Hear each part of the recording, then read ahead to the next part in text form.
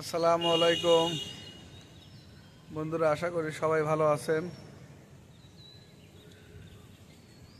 আমিও আপনাদের দোয়ায় ভালো আছি।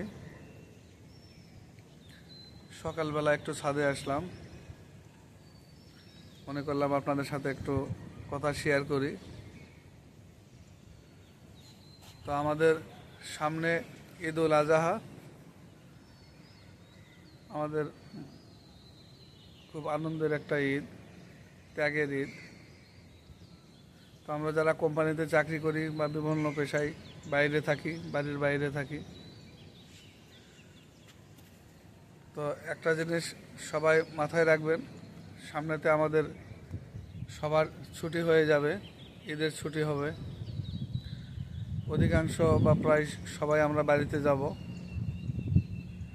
তো যারা নিজ ডিস্ট্রিক্ট বা নিজ এলাকায় যাব, নিজ গ্রামে যাব, নিজ বাড়িতে যাব, যারা দূর দূরান্ত থেকে যাব, অবশ্যই সাবধানতা অবলম্বন করে যাবেন, পরিবার নিয়ে যাবেন, সাবধানে যাবেন। যেহেতু যারা মোটরসাইকেলে দূর দূরান্ত থেকে নিজ বাড়িতে যাবেন, বিশেষ করে মোটরসাইকেল নিয়ে যারা যাবেন, এরা একটু বেশি সাবধানতা অবলম্বন করবেন, কারণ ঈদের সময় ব্যাপরীয় গাড়ি চলাচল করে, রোডে নিয়ন্ত্রণ ছাড়া গাড়ি চলে। তো সবাই নিজে সাবধানভাবে গাড়ি চালাবেন, কারণ একটি দুর্ঘটনা সারা জীবনের কান্না। আপনার জন্য হয়তো আপনার ফ্যামিলি, আপনার পরিবার অপেক্ষা করতেছে।